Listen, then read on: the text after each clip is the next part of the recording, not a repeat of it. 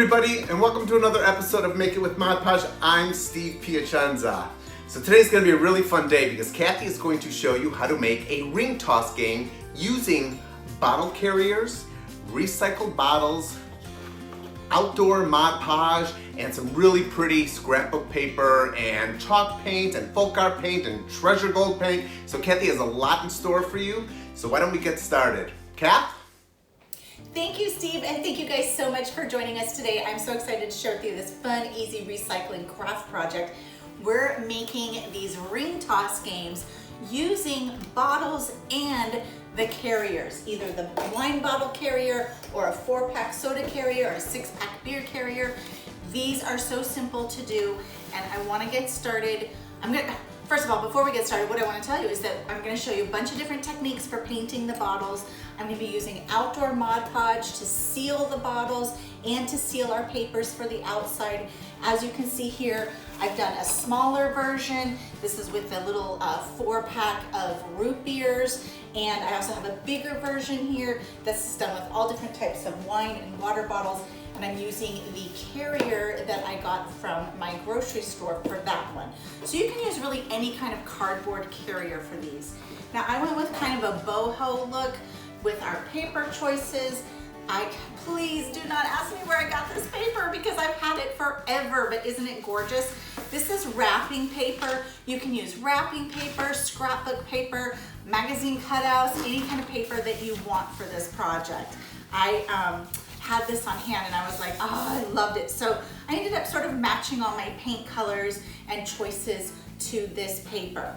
And then this is another paper that we chose here, which is a handmade paper from India. And so it's just beautiful. We wanted to go with something a little bit more boho looking for the backyard. So to get started, I'm gonna find my piece of wax paper. I'm gonna start by showing you how to do the box. So for the box, or the case for our ring toss game, you're gonna wanna get your cardboard carrier. So once again, maybe it comes with it, or maybe it's something that you get at the store when you buy a multi-pack. You're gonna need some heavy-duty scissors, and you're just gonna cut that top off. So you'll cut the top off all the way across, and when it's done and cut, you'll just have a top just like so there. So this one here, it's all cut across the top, and then I went ahead and I painted it with what I call it a primer, but it's not. It's FolkArt Home Decor Chalk. If you've seen any of our videos, you know that Steve and I use this paint for everything. It's like one of my favorites. So the reason why I'm using this first is because the cardboard here is a little bit coated, so my regular paint won't stick to it. And we're gonna be painting areas of this where our paper does not hit. So I went ahead, I just did my edges, and I did all the places where I'm gonna be painting purple. So again, it's FolkArt Home Decor Chalk, and that's the primer in white. So once you have that done, you'll be ready to paint whatever color you want. Again, I took our paper and I matched up some of my FolkArt paints to the paper. And I want you to come in closely and see where we did the painting. So on our finished sample, let's pull that over real quick. You can see in here that we have our paper that goes all the way down, and we have our paper on the front. But I wanted to paint on the sides and on the bottom there, just so that we didn't have the raw cardboard showing. So you'll want to find a color that complements your paper and just paint all that inside area. Now another tip is painting around just that little edge. So you'll notice I didn't paint on the inside because that's for sure getting covered with paper. If you're not feeling 100% confident in the way you're gonna cut your paper and Mod Podge it down, and you think you may see a little bit of that edge, or it might be not quite lined up perfectly, go ahead and paint those edges, and if you don't line it up perfect, no one will ever be able to tell. So once you've done all that and prepped it out, you're ready for your paper to go down. And I've gone ahead and put down paper on a couple of the sides here. And I want to show you how we do that. So for this, what I did was I just laid it down and I traced it with a pencil and cut out the shape of the front and of course all the other sides. Then for the top here, I just cut a rectangle piece. I measured across and cut it a little bit shorter than that, and I measured up and down here. So that will be a piece that covers up that top section like that. And we're gonna use the Outdoor Mod Podge for this today. This is going to be really heavy duty, so if you have this outside, you know, you can have, you wouldn't want to leave it out in the rain because this is still cardboard, but it's going to be very durable this way. So this is the Outdoor Mod Podge. It comes in the green bottle like that. And you will just, it's thicker. Look at that, it's so much thicker than normal Mod Podge. It's a much thicker formula. So you'll just go in and add it to the back of your paper. You want a nice thick coat. Now, if you did not have the outdoor formula, that's fine. You can use matte, gloss, satin. It really doesn't matter. But if you're looking for something that's a little bit more durable, and since we were thinking of this as an outdoor yard game, we went with the outdoor formula. And it is really, I mean, and people use this on mailboxes, all sorts of stuff. So it is very durable. Okay, I've got the paper all coated on the back. I like to go around, make sure I got all my edges looking good. Now, let's place it down. So you want to go ahead and place it right into position. You have a little bit of time to wiggle it around, but not too much. So you can see if I didn't cut that perfect and I had a little bit of the purple showing there, that would be fine. And that is why you want to just add that little edge there. Then start in the center and smooth your way.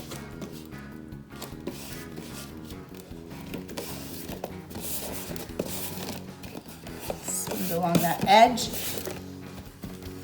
So my edges matched up neatly, so I probably didn't need to do my painting, but again, I wanted to show you how you could do that painting in case you're not feeling 100% confident in cutting and measuring perfectly. So now we got that one down, just like that. And now I want to show you the top band. It's super simple to do, same technique. So I cut this just a little bit shorter. That's another reason why I wanted that purple paint up in there. And just so you know, this cardboard was very thick. So my cutting line, it's not great. Like I cut the best I could, but once that paper's on there and you see this in the finished design, no one will ever know. So even if your cutting looks all jiggity jaggedy, don't you worry. Okay, so we're gonna just open this up and add more of the Outdoor Mod Podge to the back of the paper.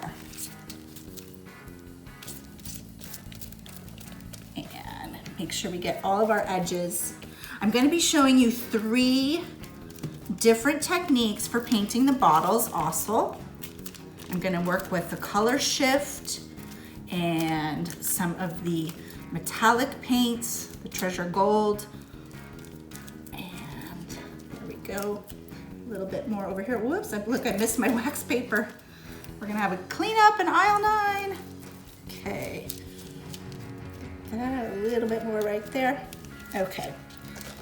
I'm gonna go ahead and get rid of that guy. Now, I had pre-folded that in the center, so you can just sort of place that on there. Just try to kind of line it up in the center. Again, start in the center, work your way down, and just smooth that paper down. If you get any wrinkles, just let it sit. Let it sit for like 15 minutes. You know, you want to smooth them out, but don't press too hard. Don't push on too hard. Depending on your paper, sometimes they just need a few minutes just to relax, and then those wrinkles will come out. Okay, so now I've got the box completely covered in paper. At this point, you would set your project aside about 15 minutes, and then you're ready for the top coating. When I'm top coating with the Mod Podge outdoor formula, I do 2 top coats. And I'm going to show you on this side, which we had already done. For the top coating, you're just going to go in and literally top coat. I like to make sure I get the seams really good. If you have a backyard sprinkler going, or the kids are doing, you know, squirt water toys, that kind of thing, you really want to make sure this can kind of weather the summer fun. So get those edges really, really good and kind of do a double duty like that, going up, and do really nice smooth brush strokes up and down. Want to get those, any of those edges like that, get them really sealed down.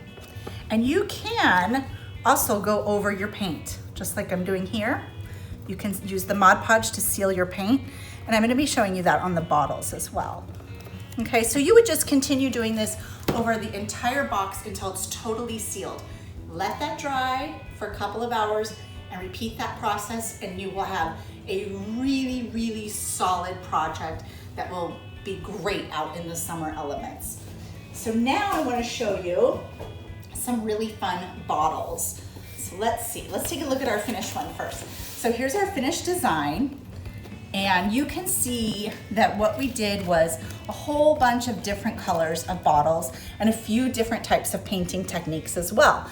And again, I chose these colors and these design ideas based on the papers. So in this one, I used more greens. In this one, I pulled some of the gold. You know, whatever paper you get, just pick bottle colors, you know, for those papers. Okay, so first,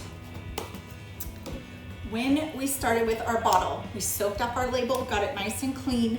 Again, use the FolkArt Home Decor chalk just to prime the whole bottle. Also, this was a dark colored bottle. It is very hard to paint over a dark colored glass bottle. So just get it white. It's so much easier, and then you can put any color down that you want. So we did that. And then we used some pink FolkArt paint. Again, you can use any color that you want, but we're just using this pink FolkArt paint here. This is the Parisian pink. It's one of my favorite pink colors. And I did 2 coats on the bottle.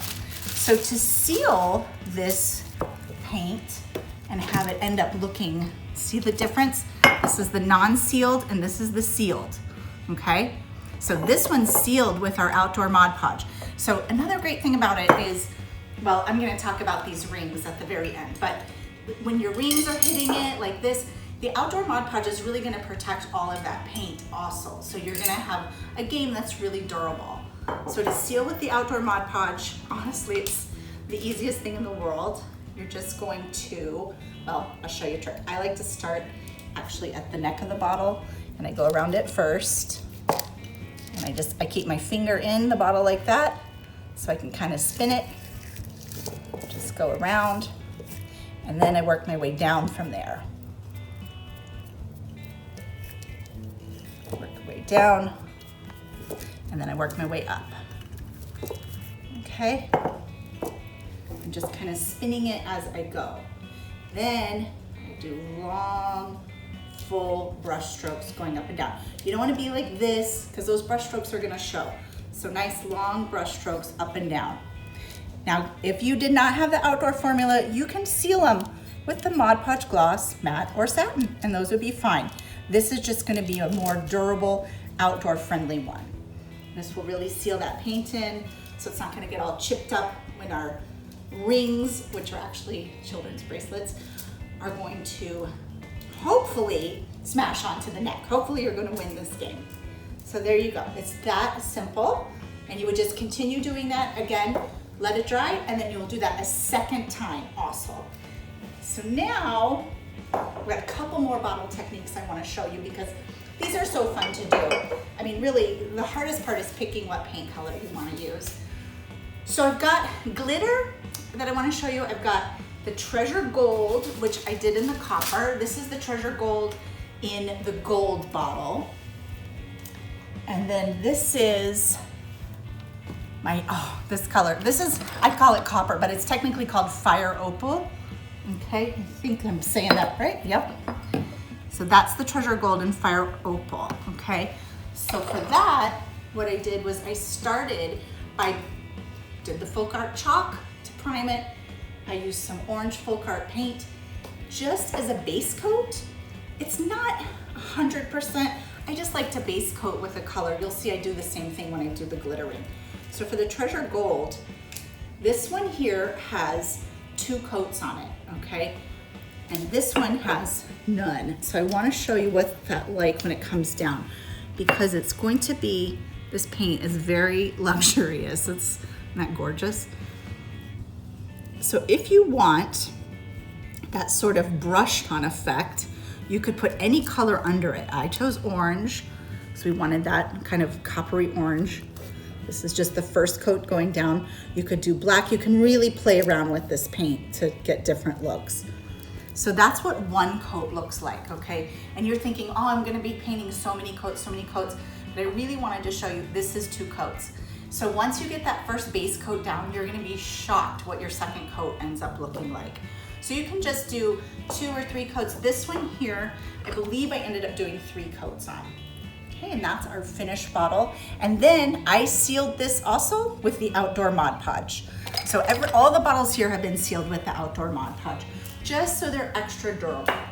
And I use that same orange paint for the base coat of my Color Shift bottle. And this is the, oh, I got bracelets going everywhere. I'm a winner! So let's see if you can see that Color Shift. So Color Shift has like an Aurora Borealis in it. So if you can see it, it kind of has like a pearlescent, a little purpley color in there. And this is the orange Color Shift that I used. Okay, and you see that? Really pretty highlights. So, you know, this is what it looked like before, and then this is with the Color Shift. It's just a fun way to add a little extra color to it.